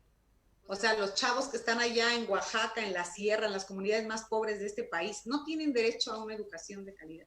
Eso es lo que está detrás, por lo menos el espíritu de los cambios en la ley, son esos. Que los chavos de este país, todos puedan ingresar a una opción, a una universidad que les pueda ofrecer una formación profesional, humana, crítica, que los haga mejores ciudadanos. Y creo que todos los chavos tienen el mismo derecho, no solamente los que pudieron o los que... no, hoy los chavos dicen, bueno, yo me lo gané, yo hice un examen y me lo gané. Y esos chavos, ¿qué culpa tuvieron de nacer allá? Ellos no decidieron, ¿no? Hay toda una discusión sobre la meritocracia y la desigualdad, que también es un debate renovado también, ¿no? Y por ahí habría que entrarle. Nada más, perdón. Gracias, doctora. Doctora Gloria, ¿quisiera agregar usted algo? Bueno, nada más agregar, coincido totalmente con Angélica, ¿no? El hecho, la pandemia nos cambió, digo, y espero que nos haya cambiado en el sentido más profundo, ¿no? No solamente nos cambió en la inmediatez, de un día para otro pasamos de estar en la presencialidad a estar en línea o a distancia, sino efectivamente yo también, como lo he compartido, lo hemos discutido y lo he compartido con mi comunidad, ¿no? Es la oportunidad de hacer cosas distintas, hacer cosas mejores, ¿no? Y darnos cuenta, hacer una reflexión autocrítica, propositiva para avanzar. Coincido totalmente, yo también tengo una perspectiva optimista, ¿no? Del cambio, no sé si es por sanidad mental, pero bueno, ¿no? Optimista del cambio en el sentido de que, bueno, estas son las circunstancias, por eso les decía, ¿no? En algún momento, no nos podemos quedar parados, no, tenemos que construir. Y además la pandemia justo sacó a la luz pública, digamos, cosas que ya sabíamos, como el tema de la docencia, y ese me parece fundamental. Y por eso, ¿no? Sugería cerrar con los actores de las universidades y ya no viendo a las universidades, sino a los actores, porque los actores son los que nos tenemos que cambiar, adaptar, comprometernos, ¿no? Y en ese sentido, creo, y valdría la pena continuar el debate, de que la docencia se quedó, digamos, atrás en los sistemas o en los programas de incentivos, ¿no? Nosotros también tenemos esa situación, ¿no? En la Flaxo, uno, porque no somos formados como docentes, pero damos la docencia, no es lo mismo darla en un salón de clases que justo estamos viendo a los estudiantes, dialogamos, les preguntamos, les vemos la cara, nos reímos, ¿no? Y pasar de la noche a la mañana a estas plataformas ha sido muy difícil. A mí me pasa exactamente lo mismo que dices, Angélica, ¿no? Ayer justo me tocó dar clase y decía igual, ¿no? Oigan, pongan sus cámaras, los quiero ver, los quiero conocer, porque además es una nueva promoción. Los quiero ver, conocer, dialogar, quiero saber si me entienden o no me entienden. Para nosotros es un desafío. Es un desafío y desafío ya hasta me parece poco. Decía Angélica, hay que ser más sensibles. Efectivamente, ser más sensibles quiere decir estar más comprometidos, ¿no? Tenemos que aprender, sí o sí, a dar clases en línea, aunque volvamos a la presencialidad, ¿no? Y eso quiere decir que nos cambió para bien, o sea, adquirimos nuevas habilidades, nuevas formas de dar clase. Y además, yo creo que en esto no podemos perder, ¿no? Los diálogos con nuestros estudiantes, ¿no? Ni ellos, digo, con nosotros. Yo espero que también ahora ya darles la oportunidad de que nos pregunten, ¿no? Si no nada más hablamos nosotros. Pero coincido prácticamente en todo lo que ha dicho y reitero, ¿no? La necesidad de reflexionar sobre la docencia, porque ese es nuestro compromiso sustancial. Ahí es donde nosotros formamos, acompañamos a nuestros estudiantes, ¿no? Entonces, bueno, hasta ahí. Perfecto, Gracias. Muchísimas gracias, doctora. José Ramón, no sé Sí, tenemos más preguntas, Pablo. Esta es una pregunta para las dos de parte de Fernando Giordano. En el 2021 se espera la peor crisis que ha vivido el país. ¿Qué papel jugará la universidad pública para ayudar al país?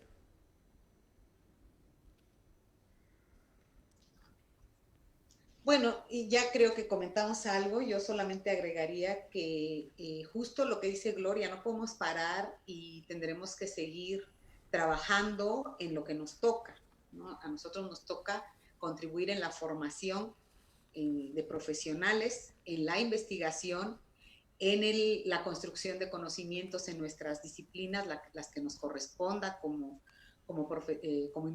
profesores investigadores que somos. Tenemos que también proponer hacia afuera.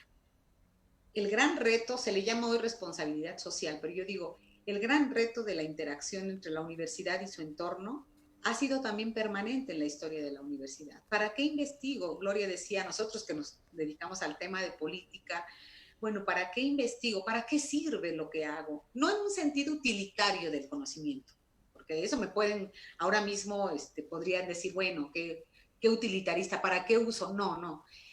¿De qué manera yo hablaba de este famoso ranking en el que colocaron a la UAM como muy reconocida por sus proyectos de intervención social, ¿no? Entonces, ¿de qué manera lo que nosotros estamos logrando nos puede acercar con el entorno?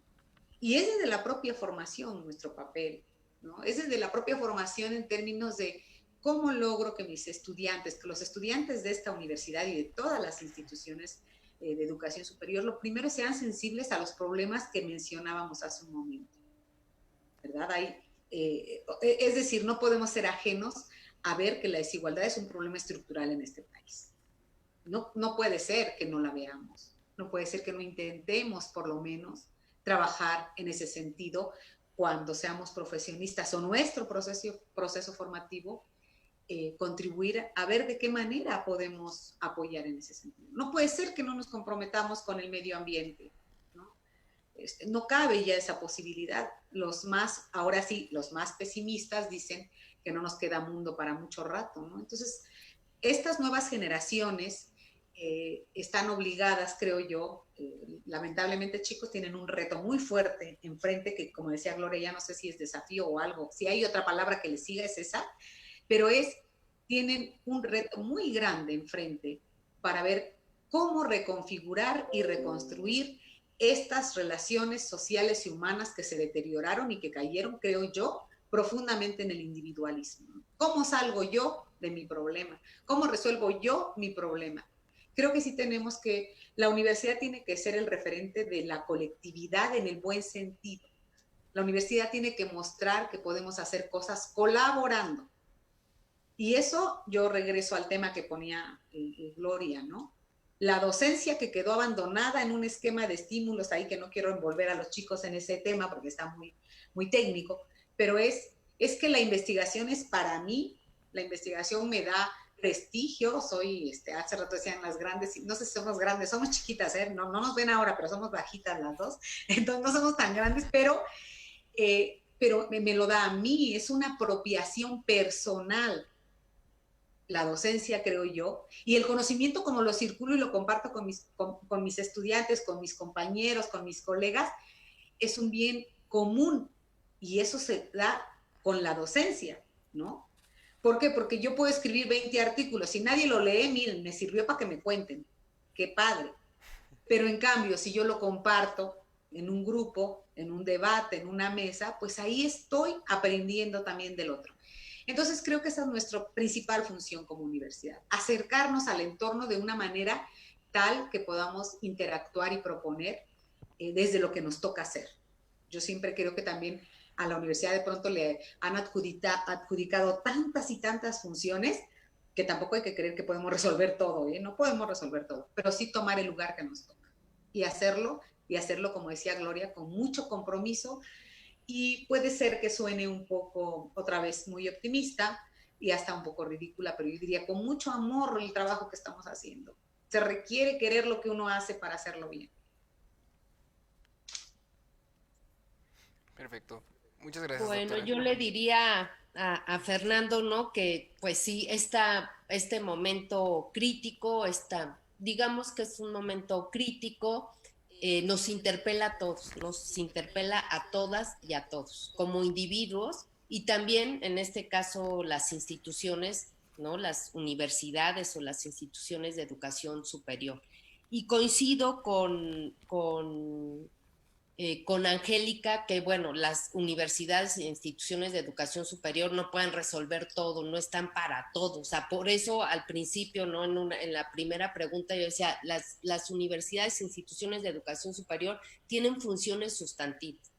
Y eso es lo que tenemos que hacer bien, ¿no? Formar, investigar, ¿no? Vincularnos con nuestro entorno, etc. Y eso es lo que tenemos que hacer bien, no tenemos que andar.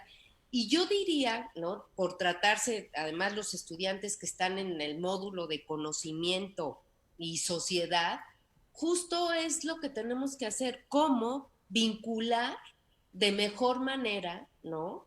O sea, cómo usar lo que se produce, bueno, nuestras formaciones y los conocimientos que se producen y en ese sentido útiles o aplicables a la resolución de los problemas que tenemos a la mano, ¿no? O nacionales o regionales, o sea, no, la UAM tiene, o sea, otras formaciones, no nada más de ciencias sociales. ¿Cómo aportamos, no? Y en ese sentido es que todos somos parte, ¿no? Todos tenemos que contribuir desde nuestras trincheras, desde nuestras responsabilidades públicas a salir, ¿no? Nosotras como profesoras, investigadoras, como profesoras, pues ¿no? Enseñar a nuestros estudiantes lo que tienen que aprender en tal materia, estar puntualmente en las aulas, ¿no? Calificar, les sonará algo muy trivial, pero no, revisar los trabajos, comentarlos. Decía Angélica hace rato, las tutorías o asesorías, ¿no? Esas son fundamentales. Eso es lo que hace un profesor, ¿no? Un profesor de carne y hueso, digamos, un profesor comprometido con la docencia en cualquier nivel de educación, ¿no? Entonces, ¿y qué quiere decir eso? Respetar, ¿no? A nuestros estudiantes, ¿no? Ese es nuestro compromiso. En la medida en que nosotros nos responsabilizamos, nos comprometemos con la docencia, estamos respetando a nuestros estudiantes. Les damos, ¿no? Y los estudiantes también tienen la responsabilidad, ¿no? De estudiar, de leer lo que tienen que leer, de hacer el trabajo que tengan que hacer, cuando, ¿no? En ese sentido, la oportunidad que tienen de trabajar en equipos de trabajo, y háganlo de manera genuina, ¿no? Digo, todos hemos ido, todos, a ti te toca esto, no discutan, ¿no? Ahora la oportunidad que tienen en su trabajo final, ¿no? Entiendo que hacen un trabajo final sobre este tema de conocimiento y sociedad, discutan un problema, cómo quisiéramos resolverlo. Empecemos por conocer el problema, tener evidencia del problema, conocer las políticas o como, no sé, pero construyanlo, hagan un trabajo de equipo de manera genuina, ¿no? Y así saldremos pian pianito, ¿no? Pero hasta ahí. Y otra cosa, coincido también contigo, hay que hacerlo con mucho cariño y amor. Es una vocación, es una entrega, ¿no? Estemos en donde estemos. Claro que sí. Muchísimas gracias, doctoras, a las dos por sus respuestas tan completas, tan consideradas y sobre todo tan humanas, ¿no? Me gustaría leer un comentario de una compañera, Irani Home. Dice, excelente, aplaudo el esfuerzo del docente, la forma de adaptarse al contexto, porque padres de familia, alumnos y todos hemos sido empujados a cambiar, y todo cambio implica miedo, desafíos, pero sobre todo crecimiento. Gracias, Pablo. Diana Sosol les pregunta a las dos, en una pregunta que en realidad son dos preguntas. ¿Qué tan útil piensan ustedes que es aprender bajo el sistema modular para el desempeño en el campo laboral? Y también pregunta, ¿cuál es la mayor ventaja del sistema modular respecto al sistema tradicional? Angélica está más familiarizada con el sistema Sí, el modular. sistema. Digamos, yo lo tengo más en términos teóricos. Sí, bueno, el sistema modular tiene un eje fundamental en su concepción, en el modelo, es un modelo educativo como tal, una propuesta que les decía, cuando surge en los años 70, pues es muy innovadora porque tiene este eje transversal que es una participación mucho más activa del estudiante, ¿no?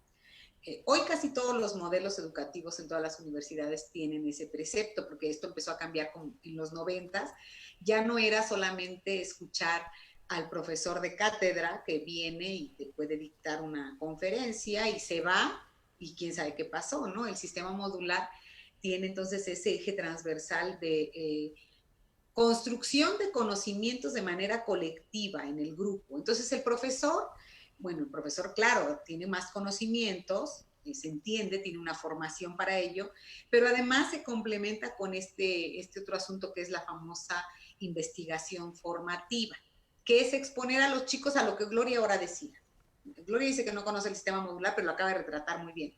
Construyan un problema, analícenlo, discútanlo, fundamentenlo en la teoría, en la empiria, es decir, en cómo lo ven ustedes, ¿no?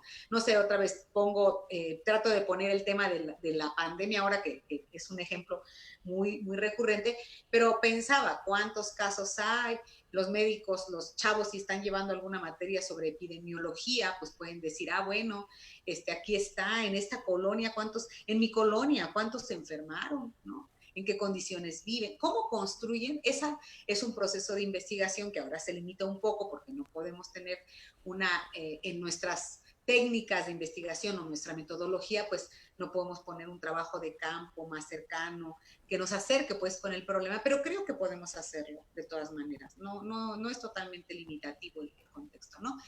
Y lo hemos estado haciendo. Y esa es la gran virtud del sistema modular, contra la enseñanza tradicional que se dejó hace muchos años en el pasado. Más o menos las políticas para la educación superior propusieron, que no necesariamente significa que de ahí se originó el cambio, pero propusieron ya formalmente para conducir la educación superior, como en los 90s, en el programa del 95-2000, del programa sectorial de educación, ahí ya se dice formar al estudiante desde una perspectiva más constructivista, se dice más, seguramente han escuchado del famoso aprendizaje significativo. Que yo no le enseñe al estudiante a sumar 2 más 2 y el 4, quién sabe qué es, ¿no? Que yo le diga, hay 2 enfermos más 2 no enfermos y eso me da 4, que de esos 4, los 2 enfermos viven en tales condiciones. Que yo encuentre, otra vez en este sentido de la aplicación o del uso del conocimiento, sentido y significado a lo que yo estoy aprendiendo, ¿verdad? Entonces, en ese sentido, el sistema modular fue totalmente innovador, colocó al estudiante al centro del proceso educativo. Y esa es la diferencia con el tradicional. Que si eso les da más habilidades para el mercado laboral, yo diría, es un conjunto de cosas lo que te coloca en el mercado laboral, ¿no? Por supuesto que nosotros esperamos que les dé habilidades, pero reitero, también procuramos que no pierdan esta formación crítica que se requiere. No sé, es decir, otra vez, tratando de acercarme a ustedes con un ejemplo, yo diría, ¿qué pasa si yo soy un buen químico, farmacéutico, biólogo y entonces estoy trabajando sobre un medicamento, no sé qué, y resulta que ese medicamento es una droga más potente que cualquier otro estupefaciente que exista, ¿no? ¿Qué hago con ese conocimiento? Tiene una concepción ética del uso del conocimiento. Y entonces llega por ahí un buen narco y me dice, yo te la compro, mira, y la voy a producir. O sea, eso me puede dejar mucho dinero. No es un campo laboral formal, estoy exagerando, ¿no? Pero un poco para tratar de demostrar que la formación, por supuesto que el sistema modular me va a dar habilidades para colocarme, pero también busca darme lo otro. Un sentido ético de la formación, humano de la formación, crítico, ¿no? Y que me diga, no, esta droga que yo encontré sirve para un medicamento que va a curar a las personas, ¿no? Y también en términos de posicionamiento ya más práctico, si el sistema modular tiene su pegue, yo diría, ¿no? Tiene su jale, ahí es atractivo siempre el sistema modular. Entonces, cuando decimos nosotros, si se dieron cuenta, las dos dijimos, nosotros estudiamos en Xochimilco y pues el sistema modular nos hizo, nos formó, nos dio. Creo que sí te da habilidades. Ese asunto de la investigación cada trimestre sí te da ciertas habilidades y ciertas capacidades que, por ejemplo, cuando tú llegas al trabajo, si tu jefe te dice, hazme un análisis, alguien de economía, ¿no? Hazme un análisis sobre tales cosas, pues el chavo lo hace y rápido y maneja herramientas y todo, y además, pero no solamente es el análisis, sino que dice, mire jefe, aquí le doy la interpretación de los datos también, y el jefe no esperaba eso. Entonces, creo que en ese sentido es que nos genera habilidades el sistema modular, y bueno, sigue siendo nuestra bandera, pero hay que, es como no sacarla nomás el 15 de septiembre, ¿no? O sea, hay que estarla manteniendo, darle su lavadita continua. Pablo. Doctora Gloria, no sé si quiere agregar algo. No, yo agregaría, bueno, nada más que yo sí creo que sí da herramientas para el trabajo, pero además creo que, volviendo al momento que vivimos, creo que la manera como nos está interpelando, ¿no?, la situación de la pandemia nos va a dar también, ¿no?, y sobre todo a los jóvenes, como yo les digo a mis estudiantes, ustedes son los jóvenes, díganme, ayúdenme, ¿no?, a dar mejor las clases. Ustedes son los que van a adquirir otras herramientas, digo, porque sí decimos como profesoras, ¿no? Nos enfrentamos de un día para otro a la pantalla, pero también los estudiantes, y no porque no se les ocurría, porque estábamos acostumbrados a dar clase de manera presencial, entonces conectarnos no era como muy raro, ¿no? Por el Skype y porque, pues no sé, porque alguien estaba afuera, pero yo creo que los jóvenes, además, ¿no? De estar en esta formación del sistema modular y además yo sí creo que hay que darle, pues no sé, revisarlo, darle vigencia, eh, reformularse, ¿no? Los profesores como cualquier profesor que ahora es profesor en cualquier institución de educación superior, pues tenemos que estar actualizados, ¿no?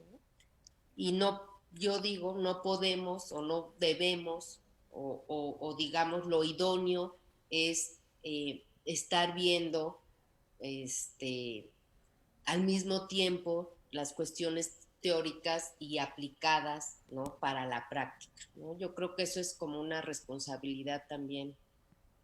Digo, no todos tenemos que hacer investigación aplicada o todos tenemos que hacer investigación de política pública, pero sí el conocimiento, insisto, sí debe de ser aplicado o evolucionar para que vaya siendo, ¿no? Para ir viendo mejor a la realidad. Ya. Claro, muchísimas gracias. Entonces, Además, tiene mucho que ver su participación con una pregunta que nos hicieron llegar a través de nuestras redes sociales y, bueno, lo que nos preguntan es que si tienen alguna recomendación para los alumnos que los ayude en este proceso de adaptación al sistema modular mediante el PER.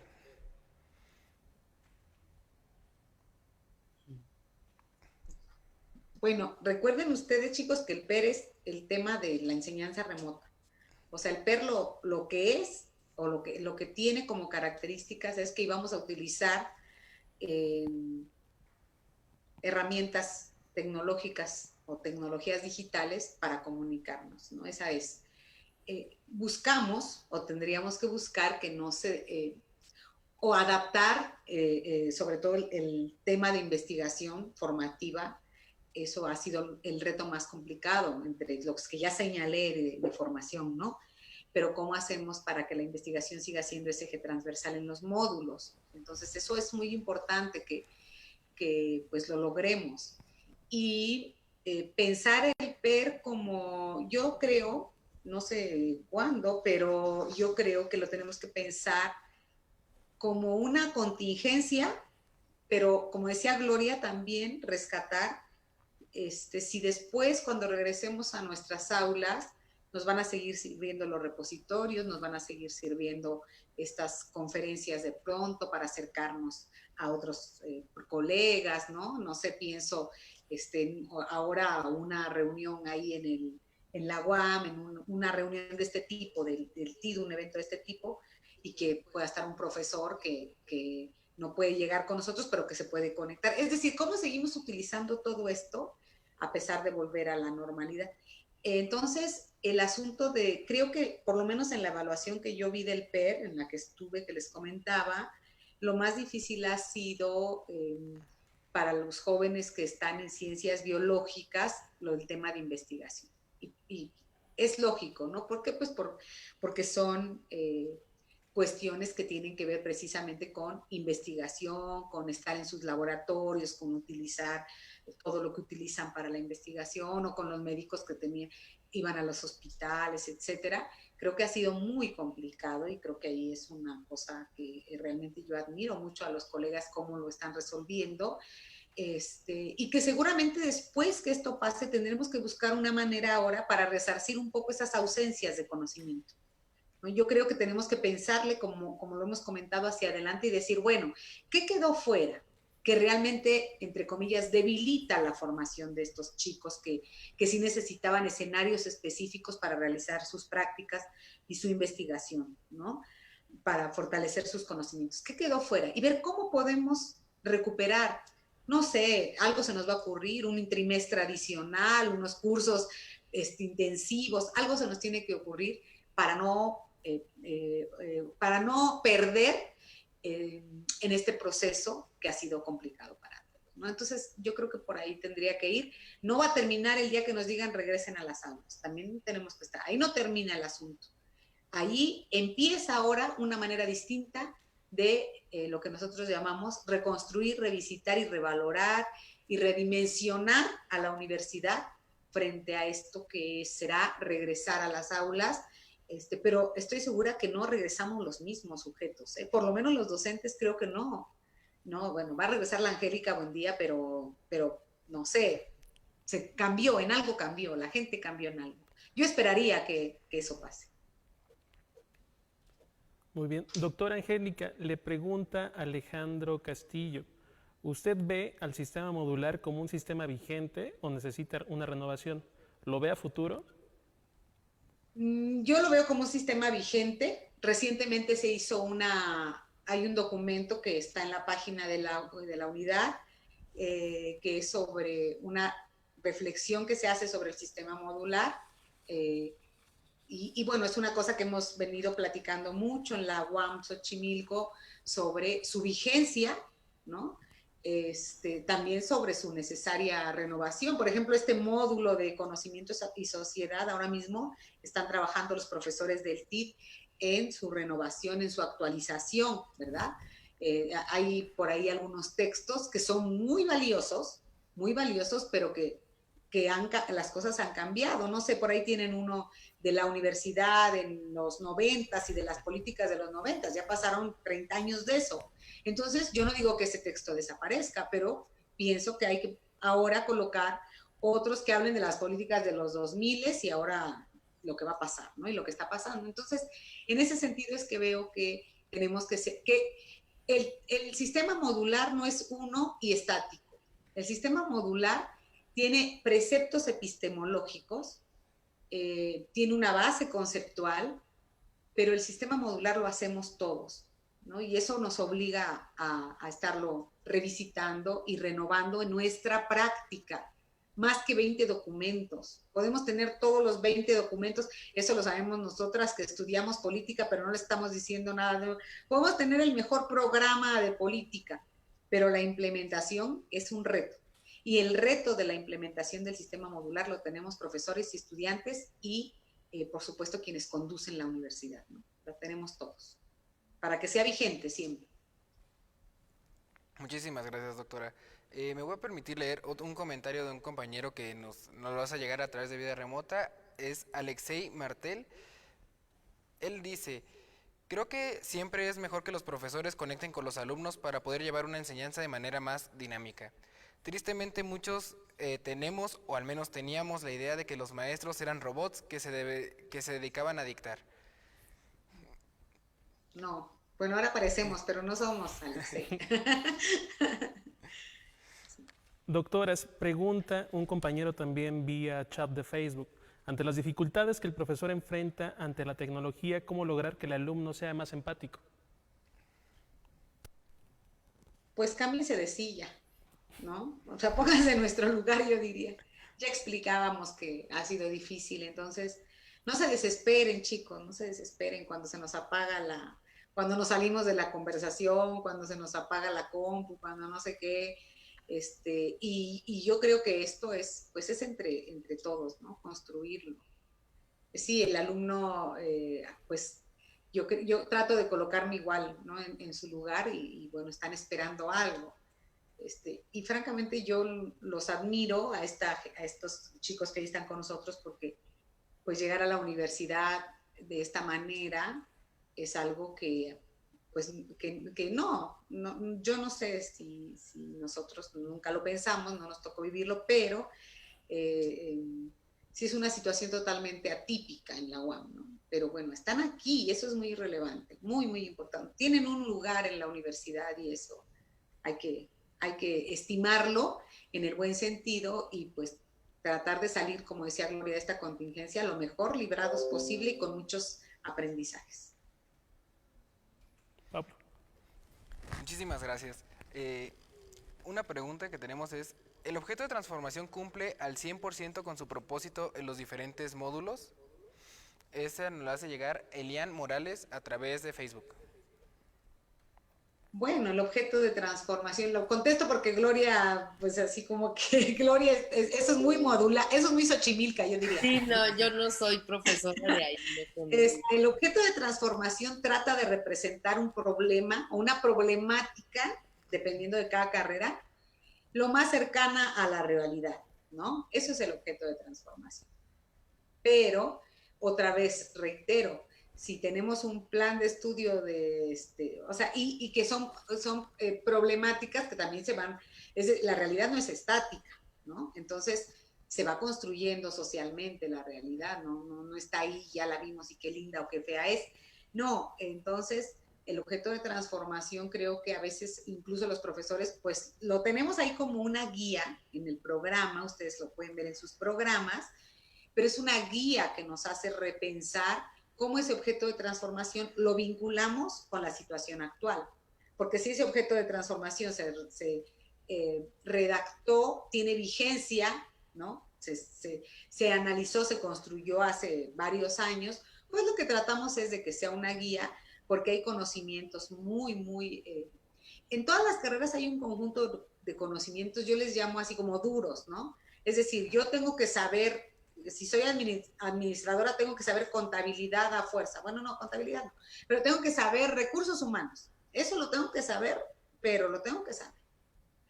Ya si después hay otras cosas, cambiaron las leyes laborales, cambió no sé qué, bueno, eso, pero la esencia la tengo que conocer. Entonces, el objeto de transformación trata de mostrarnos una problemática que nosotros podemos observar, ¿no? Y nos guía tanto a profesores y a estudiantes sobre cómo ir construyendo el conocimiento, cómo el conocimiento, la teoría, las habilidades de matemáticas, las habilidades, dependiendo de cada carrera, nos sirven para entrarle al análisis de ese extracto, yo diría, entre comillas, de la realidad. Muy bien, doctora, muchísimas gracias. Doctoras, de alguna manera ya como a modo de conclusión me gustaría preguntarles a ustedes qué recomendarían a nuestros alumnos del tronco interdivisional para vivir mucho mejor esta experiencia ya como universitarios, o sea, cómo ser un universitario activo, cómo ser parte de una universidad pública, cómo sumarse a las necesidades de la sociedad. ¿Qué recomendarían ustedes a nuestros alumnos? Gloria. Híjoles, yo les recomendaría, uno, no vivir este momento de pandemia como algo totalmente negativo, una crisis, ¿no? Más bien es como la oportunidad de ver que en la realidad pasan contingencias y a lo mejor no será la primera, a lo mejor la primera de muchos, ¿no? Nadie nos imaginamos, ¿no? Pensamos que esto iba a ser de una semana, un mes y al rato venimos. Pues no, ¿no? Entonces, acostumbrarnos a eso nos da como herramientas para adaptarnos, ¿no? Otra, yo creo que un universitario no puede no leer el periódico, leer distintos diarios. O sea, tenemos que estar, y distintos diarios, ¿por qué? Porque uno opina una cosa, porque uno sacó la nota incluso, ¿no? Comparar las notas desde los distintos diarios. Eso no puede ser. Por ejemplo, la pandemia es la oportunidad de tener un gran objeto de estudio con muchas dimensiones. Es un objeto de estudio complejo, ¿no? Desde la educación, el sistema de salud, nutrición, empleo, presupuestos, la vacuna, bueno, no hay vacuna, o sea, es realmente, bueno, yo lo que pasa es que todo lo veo con ojos de objeto como investigadora, ¿no? Y siempre los digo con mucho respeto, todo lo veo son mis objetos de estudio, pero de verdad, yo creo que un universitario no puede no leer la prensa nacional e internacional, ahora se puede leer, no puede dejar de hacer las lecturas que tiene para las clases, ¿no? Decía hace rato una pregunta, ¿cómo ser más empático? Es eso. O sea, los profesores o las profesoras vamos a hacer todo, pero también estamos unos interlocutores, ¿no? Que leyeron, que critican, que nos cuestionan, ¿no? Porque pues dar la clase relativamente, digamos, es fácil. Puede ser aburridísima, pero bueno, no la dan, pero de verdad, o sea, el leer las lecturas, el estar en contacto con la realidad, ¿no? Informados, participativos, ¿no? Participativos en el sentido crítico y propositivo, ¿eh? O sea, no es, pues también para ser joven, pues, jóvenes, ¿no? Las y los jóvenes, ser jóvenes, tener esta edad en esta época, pues también los desafían. Igual valdría la pena tener, ¿no? Un diálogo, jóvenes estudiantes universitarios. Seguramente hay 20,000 webinars y esto y lo otro, pero bueno, la singularidad de los estudiantes de la UAM y de la UAM Xochimilco, ¿no? Y más bien esperaríamos escuchar escuchar a los estudiantes, más que nosotros decirles, ay, es que deben, tienen. No, o sea, tomar un papel más activo, proactivo, ¿no? Y ya.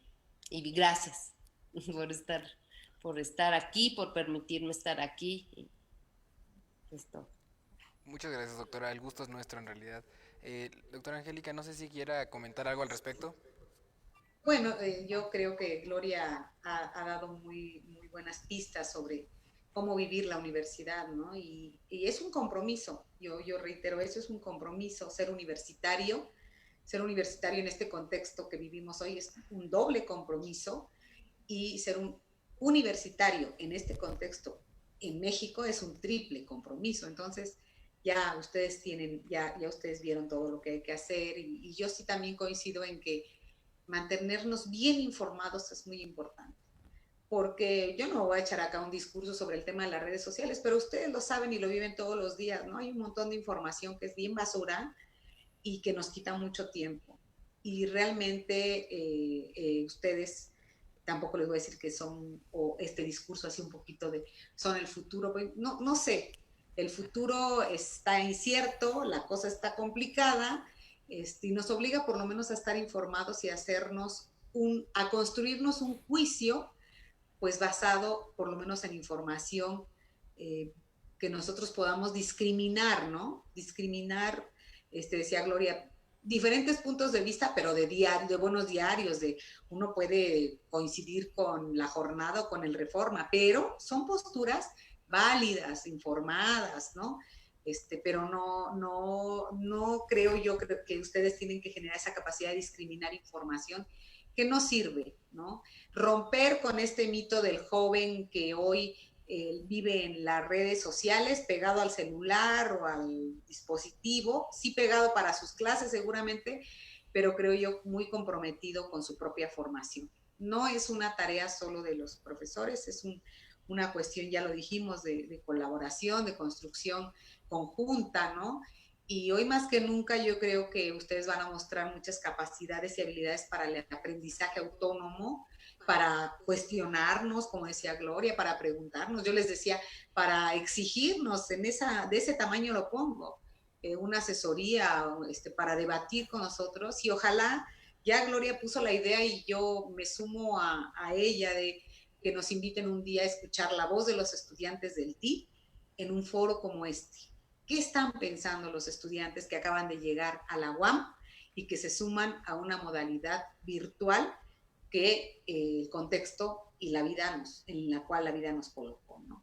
A mí me gustaría también, creo que sería muy interesante escuchar a los chavos, escucharlos a ustedes, decir desde su propia voz cómo están viviendo su formación universitaria que apenas va empezando y cómo la quieren vivir y con qué se pueden comprometer.